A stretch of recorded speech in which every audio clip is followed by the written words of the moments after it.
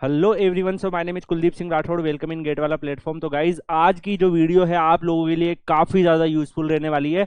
मैंने काफ़ी रिसर्च करी है और उस रिसर्च के बेसिस पे सारा कंटेंट आपको बताने वाला हूँ और आप लोगों के लिए काफ़ी ज़्यादा मोटिवेटिंग आज का वीडियो रहने वाला है। आप सबको पता होगा गाइज कि अभी 2023 में इसरो ने 3 नोटिफिकेशन रिलीज किए थे।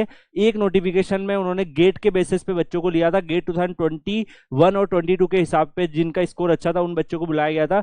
इसके अलावा उन्होंने एक डिफरेंट वैकेंसीज निकाली थी, फिर उसके बाद 2-3 महीने बाद फिर एक और वैकेंसीज निकाली है और अभी उसके एग्जाम होना बाकी है। ऐसे ही अगर आप देखोगे डीआरडीओ में भी अच्छे नंबर्स में वैकेंसीज आई है, एनपीसीआईएल में भी वैकेंसीज आ रही है, बीएआरसी में भी वैकेंसीज आ रही है। तो अब मैं आपको आज पूरा बताने वाला हूं कि क्या कंट्री में ऐसे डेवलपमेंट हो रहे हैं जिसकी वजह से जो ये वैकेंसीज है ये इंक्रीज हो रही है और आने वाले ईयर में ये और ज्यादा इंक्रीज हो जाएगी। तो जो भी बच्चा गेट की प्रिपरेशन कर रहा है उसके लिए अपकमिंग ईयर जो है वो काफी ज्यादा अच्छे होने वाले हैं और वो कैसे होने वाले हैं सब इंफॉर्मेशन आपको इस वीडियो में मिलेगा। तो गाइज, आप जैसा थंबनेल देख पा रहे होंगे, big vacancies we can expect in a ISRO, BARC, NPCIL and DRDO in upcoming years। तो गाइस, इसके लिए मैं सारे आपको ऑफिशियल फैक्ट आपको बताने वाला हूं कंप्लीट एनालिसिस करके।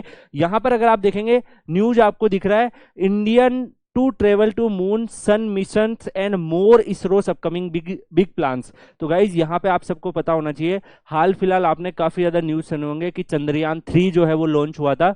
उसके अलावा सन जो है वहां पर भी हमारा मिशन जाने वाला है और वो मिशन होगा आदित्य L1, आप सबको पता है। तो यहाँ पर बहुत सारे इसरो के जो है अपकमिंग प्रोजेक्ट आ रहे हैं, आप सबको पता है। हम लोग अभी रिसेंटली एट्रमिस अकॉर्ड भी साइन किए हैं। तो एट्रमिस अकॉर्ड में क्या है कि हम लोग बाहर जो एक पूरी की पूरी कंट्री का ग्रुप बना है, यूएसए उसको लीड कर रहा है, जिसमें एक जो मून है वहां पे लूनार स्पेस स्टेशन बनाना और भी जो आपके इंटरनेशनल स्पेस स्टेशन जो है वैसे कुछ प्रोजेक्ट बनाना, उस पर भी काफी काम होंगे। तो गाइज, इन सबको मैं आपको क्यों बता रहा हूं, क्योंकि जब बहुत सारे अगर प्रोजेक्ट कोई चीज कर रहा है, कोई अगर ऑर्गेनाइजेशन कर रहा है, तो क्या वहां पर मेन पावर की नीड होगी या नहीं होगी? डेफिनेटली होगी। और उसका असर आपने देखा होगा, इस साल ही चंद्रयान 3 लॉन्च हुआ है, इस साल भी इसरो के 2-3 नोटिफिकेशन आ गए हैं। आप सबको पता है कि जैसे जैसे प्रोजेक्ट बढ़ते जाएंगे वैसे वैसे मेन पावर की नीड भी डेफिनेटली बढ़ती जाएगी। और अभी ये जो बच्चे जा रहे हैं, मान लीजिए जो पुराने वाले जो सीनियर है वो चंद्रयान 3 के प्रोजेक्ट में बिजी होंगे, तो उनके जो काम है उनकी जगह नई रिक्रूटमेंट उनको चाहिए होगी, तो वो क्या करेंगे, वो नई रिक्रूटमेंट के थ्रू उन चीजों को फिल करने की कोशिश करेंगे। इसीलिए आपने देखा होगा कि इस बार वैकेंसीज काफी अच्छी, वैकेंसीज के नंबर्स आपको दिखे होंगे। इसरो ने नोटिफिकेशन भी रिलीज किए हैं। तो जैसे जैसे मिशन का नंबर्स बढ़ता जाएगा वैसे वैसे क्या होगा, डेफिनेटली इन वैकेंसीज का नंबर भी बढ़ता चला जाएगा। आप सबको पता है बहुत सारे जो है इसरो के अंदर काफी अच्छे अच्छे इनिशिएटिव आ रहे हैं।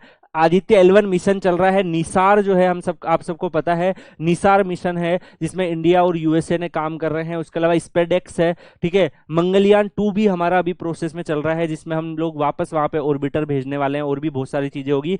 गगनयान 1 और 2, जिसमें आप सबको पता है कि इंडिया जो है वो टारगेट कर रहा है कि जो मेन है इंडियन जो पर्सन है वो स्पेस में जा पाए, 400 किलोमीटर ऑर्बिट में उनको पहुंचा पाए। तो ऐसे बहुत सारे प्रोजेक्ट चल रहे हैं इसरो के अंदर जो अपकमिंग ईयर्स में आपको दिखेंगे। और जब प्रोजेक्ट चलेंगे तो गाइस डेफिनेटली उन प्रोजेक्ट पे काम करने वाले मेन पावर की भी नीड होगी, साइंटिस्ट की भी नीड होगी। तो तब डेफिनेटली वैकेंसीज भी आपको देखने को मिलेगी, क्योंकि कहीं ना कहीं जो सीनियर्स होते हैं वो अगर इन प्रोजेक्ट में बिजी होंगे तो जो उनकी वैकेंसी, उनकी जो जगह है उन पे उनको नई रिक्रूटमेंट लेनी ही पड़ेगी। तो इसरो में मैं बता रहा हूं कि गाइज आपको अगले साल भी अच्छा नंबर्स देखने को मिलेगा, उसके अगले साल भी अच्छा नंबर्स देखने को मिलेगा। और डेफिनेटली इंडिया का फोकस भी आ रहा है। आप सबको पता है कि इंडिया जो है काफी ज्यादा फोकस कर रहा है कि सारी जो चीजें वो मेक इन इंडिया हो, आत्मनिर्भर भारत बने, और ऐसे बहुत सारे हम लोग इनिशिएटिव भी ले रहे हैं। तो डेफिनेटली गाइज, जब इंडिया जो इसरो है वो बहुत सारे प्रोजेक्ट पे इंडोजेनियसली अगर वर्क करेगा तो डेफिनेटली गाइज क्या होगा कि बहुत सारे जो है वो आप सबको नंबर्स दिखेंगे वैकेंसीज के अंदर भी। आगे अगर हम बात करें गाइज, तो यहां पर अगर आप देखने को मिला है एक और आपको न्यूज कटिंग दिख रहा है, India to start building 10 fleet mode nuclear power plant from 2023। आप लोगों को मैं एक ऑफिशियल फैक्ट यहां पे बताना चाहूंगा। आप सबको पता है कि एनपीसीआईएल जो है वो गेट के स्कोर के बेसिस पे लेता है, और एक एनपीसीआईएल एक ऐसा ऑर्गेनाइजेशन है जहां पर आप बस अगर मान लीजिए एक कट ऑफ उनकी जो निकलती है उससे ऊपर आ जाते हैं तो आप क्वालिफाई हो जाते हैं, और उसके बाद वो इंटरव्यू के बेसिस पे आपको सिलेक्ट करते हैं। अगर आपका इंटरव्यू में अच्छा परफॉर्म कर दिया तो आप सिलेक्ट हो गए। वहां पर ये नहीं देखा जाता है कि किसका गेट स्कोर बहुत ऊपर है, किसका गेट स्कोर बहुत नीचे है। तो यहाँ पे एनपीसीआईएल एनपीसीआईएल में क्यों ज्यादा नंबर ऑफ वैकेंसीज आने की है, आप सबको पता है गाइस कि अभी 2070 से पहले पहले इंडिया ने नेट जो आपका कार्बन इमिशन जो हमारा होने वाला है वो हमें जीरो न्यूट्रल करना है, आप सबको पता है। तो दैट्स वाई रिन्यूएबल एनर्जी पे ज्यादा फोकस किया जा रहा है। और आप सबको पता है जब रिन्यूएबल एनर्जी का अगर फोकस कर रहे हैं तो जो कोयल बेस्ड जो भी इलेक्ट्रिसिटी जनरेशन या कोल जो पावर प्लांट है तो उनसे हमें थोड़ा सा मूव आउट करना पड़ेगा और हमें nuclear power plant, hydro power plant, इन सब पे वर्क करना पड़ेगा। सोलर पावर प्लांट, विंड जो होती है उससे इलेक्ट्रिसिटी हमने प्रोड्यूस करनी पड़ेगी।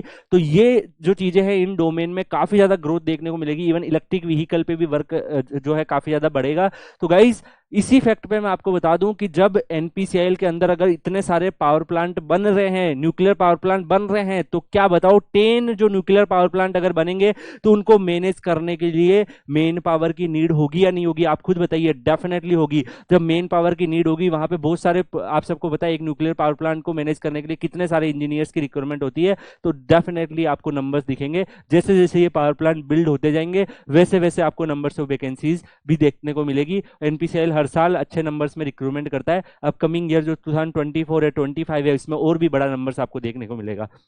यहाँ पर अगर हम बात करें गाइज अगले यहाँ पे न्यूज कटिंग आपको देखने को मिल रही है 2023 में India to start building nuclear power plant in a fleet mode. बोला बहुत ही ज्यादा फास्ट मोड में हम बढ़ रहे हैं। आप सबको पता है फ्रांस से हमारी डील है, रसिया से हम टेक्नोलॉजी परचेस कर रहे हैं, बहुत सारे डोमेन्स में हम वर्क कर रहे हैं। तो अगर ये डोमेन में हम वर्क कर रहे हैं तो डेफिनेटली क्या होगा गाइज, आप सबको पता है कि नंबर ऑफ वैकेंसीज तो बढ़ेगी बढ़ेगी, मेन पावर की नीड पड़ेगी। दैट्स व्हाई जो बच्चे प्रिपरेशन कर रहे हैं उनको फायदा मिलेगा। मैं आपको इवन नाम बता देता हूं कि आप में से कई बच्चे होंगे सर ये पावर प्लांट चल कहां रहे हैं, तो मैं आपको नाम बता देता हूं, कितना गवर्नमेंट इन्वेस्टमेंट कर रही है वो बता देता हूं। आप जाके चेक कर लेना। गुजरात के अंदर आप सबको पता है कि जो ककरापर जो लोकेशन है वहां पर 2 यूनिट जो है 2 न्यूक्लियर पावर प्लांट बन रहे हैं।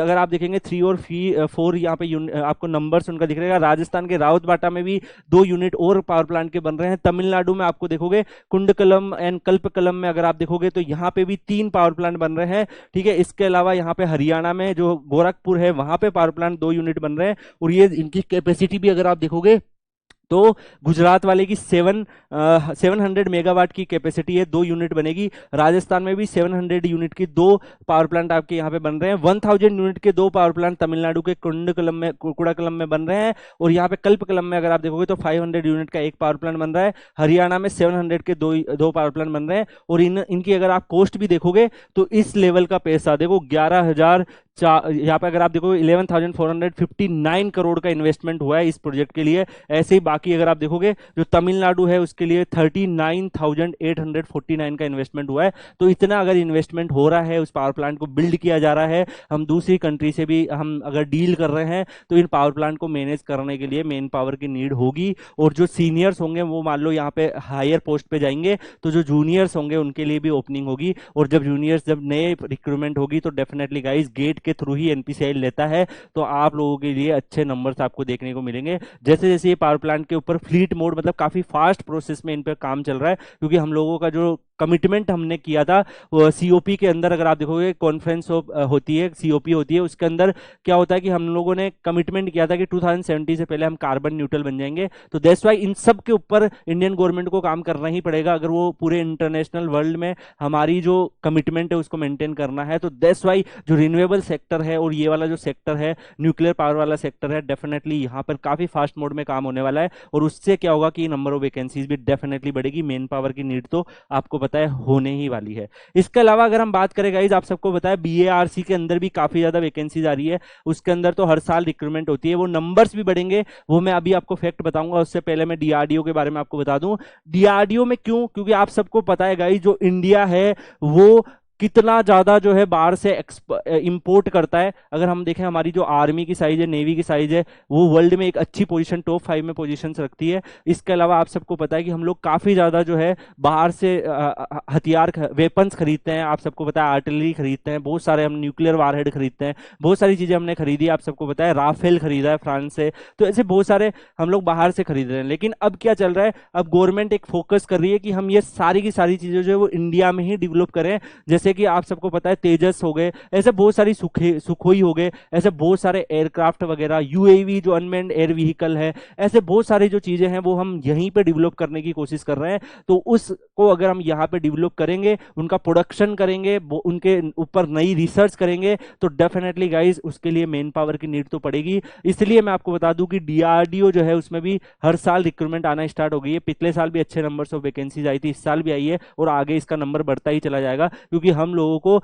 सेल्फ रिलियंट बनना है इस फील्ड के अंदर। इंडिया चाहता है कि हम लोग क्या करें कि जो हथियार है, जो वेपन्स है, वो हमारे यहीं पे बना ले, हमें वेपन्स बाहर से रिक्रूटमेंट ना हो। तो दैट्स वाई गाइज मैं आपको बता दूं, अगर बाहर से रिक्रूटमेंट नहीं करनी है तो इंडिया में ही प्रोडक्शन करना पड़ेगा, इंडिया के अंदर ही हमें न्यू रिसर्च करनी पड़ेगी। दैट्स वाई डीआरडीओ में भी ये नंबर्स बढ़ेगा। यहाँ पे 100% एफडीआई भी गवर्नमेंट ने किया। पहले आप सबको पता था कि मान लीजिए 40% 60% एफडीआई होता था। एफडीआई होता है कि बाहर से जो कंपनी है वो यहीं आके इन्वेस्टमेंट करे। पहले हम लोग क्या करते थे कि जैसे हमने डेसोल्ट से राफेल खरीद लिया तो बाहर से बन के आता था और बाहर से खरीदा था, लेकिन अब हम फोकस कर रहे हैं कि हम वहां से टेक्नोलॉजी करें और उसका जो स्पेयर पार्ट्स और बाकी सब चीजों उसका मैन्युफैक्चरिंग इंडिया में ही हो। तो इंडिया में अगर होगी तो डेफिनेटली उसके लिए इंजीनियर्स की रिक्रूटमेंट भी होगी। तो अब गवर्नमेंट ने 100% एफडीआई कर दिया है कि बाहर की कंपनी आके पूरा इन्वेस्टमेंट यहाँ पे कर सकती है। काफी कंपनियां यहाँ पे इन्वेस्टमेंट भी कर रही है, आप सबको पता है, बोइंग हो गया, डेसोल्ट हो गया, ठीक है। यहाँ पे मेक इन इंडिया पे भी फोकस किया जा रहा है, जो मैंने आपको बताया है। सिमिलरली डिफेंस एक्सपोर्ट पे भी हम काफी फोकस कर रहे हैं।